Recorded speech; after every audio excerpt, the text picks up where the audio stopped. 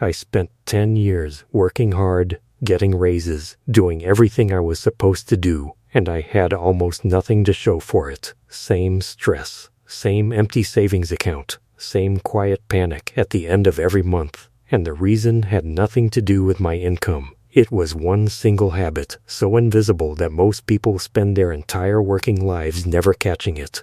I caught it too late. Here is exactly what it is, so you don't have to. The habit is called lifestyle creep, and before I explain why it is so dangerous, I want you to understand why almost nobody catches it in time, including people who are genuinely trying.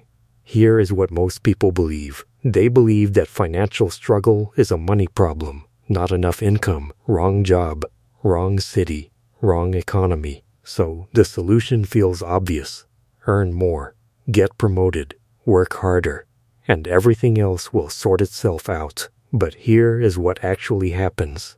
I earned more. Year after year, my income went up. And year after year, I had almost nothing to show for it. The number in my account at the end of each month stayed roughly the same, regardless of how much came in at the beginning. This is not a rare story. A 2024 Federal Reserve report found that roughly 37% of Americans could not cover a $400 emergency expense with cash, and that number barely shifted even as median household income rose over the same decade. Earning more by itself changes almost nothing. Lifestyle creep is why. So what exactly is lifestyle creep?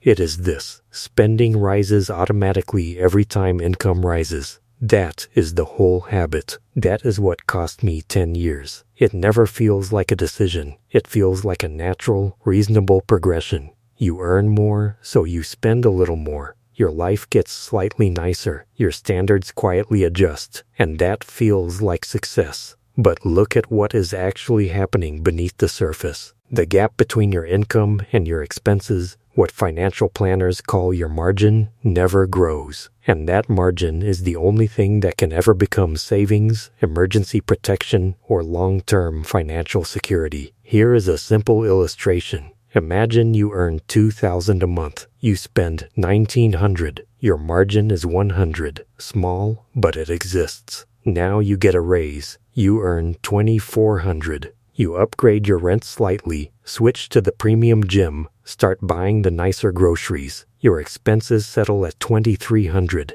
Your margin is still $100. You earned $400 more every month and kept none of it. Over a year, that is $4,800 of additional income that produced zero additional financial security. Over 10 years, with raises and bonuses and career progression, the number becomes staggering. Not because you wasted it on one big thing, but because it quietly disappeared into a slightly upgraded version of normal life. That was my 10 years, and I suspect it might be yours too. But here is where it gets really dangerous. And this is the part most finance videos completely miss. Lifestyle creep does not feel like a mistake. It feels like reward. And psychologically, that is exactly what makes it so powerful. There is a concept in behavioral finance called hedonic adaptation. It simply means that humans adapt very quickly to improved circumstances. The new flat that felt amazing in month 1 feels like just normal life by month 3. The upgraded car stops feeling like a treat by month 2. So the pleasure fades, but the cost remains. Every single month, this creates a cycle. You adapt to the new normal. The new normal stops feeling satisfying. You look for the next small upgrade, and so the expenses keep creeping, not in one dramatic leap, but in dozens of small, completely reasonable feeling steps. And layered on top of that is social benchmarking. We are wired to compare ourselves to the people around us. When colleagues upgrade their cars, when friends move to better neighborhoods, when social media shows a constant stream of upgraded lifestyles, the baseline of what feels acceptable shifts upward, and spending shifts with it. Most people think their spending choices are personal decisions, but a significant portion of lifestyle creep is simply matching the visible consumption of people around you, people whose actual financial situation you have no real visibility into. Now, the psychological side of this habit is what most finance videos miss entirely. But what I want to show you next is the part that actually shocked me when I finally calculated it. Not just what lifestyle creep costs in money, but what it costs in time. And once you see that number, the habit looks completely different. Stay with me. There is a concept called opportunity cost. Every time money is spent on one thing, it is simultaneously not being used for something else. Here is what that looks like in real life. The $300 you spent upgrading to a premium subscription plan you barely use, invested consistently over 10 years, becomes over $5,000. That is not a dramatic example. That is one line item. Multiply it across every lifestyle upgrade that quietly accumulated over a decade, and the number is almost impossible to sit with comfortably. When lifestyle creep consumes your margin every month, the opportunity cost is your emergency fund, the 3 to 6 months of essential expenses that is the foundation of actual financial stability. Without that buffer, one unexpected event becomes a financial crisis instead of an inconvenience. The opportunity cost is also your options. Keeping money in your control, liquid and accessible, means you can make decisions from a position of stability rather than urgency. That is a form of freedom most people never experience, not because their income was too low, but because their margin never had room to breathe. And then there is the cost of time. I remember the moment this landed for me. I had just gotten my third raise in 4 years. I sat down one evening and opened my bank statements, not to feel good about them, just to actually look at them. I went back 5 years. I looked at every pay rise I had received, and then I looked at my savings across the same period. My income had grown by nearly 40%. My savings had grown by almost nothing. Then I did something I had never done before. I added up what I was spending on things that did not even exist in my life 3 years earlier. The number was bigger than my original salary. That was the moment it clicked. The financial margin I had lost to lifestyle creep in my 20s and early 30s could not be recovered by simply saving more later. Time had passed. The foundation that could have been built was not. Catching up always costs more effort than starting right would have. That is the real weight of 10 years. Not just the money, the time, the options, the version of your life that quietly did not happen. So what actually breaks this cycle? 3 things. Practical, beginner-friendly, and you can start this week. The first is the margin rule.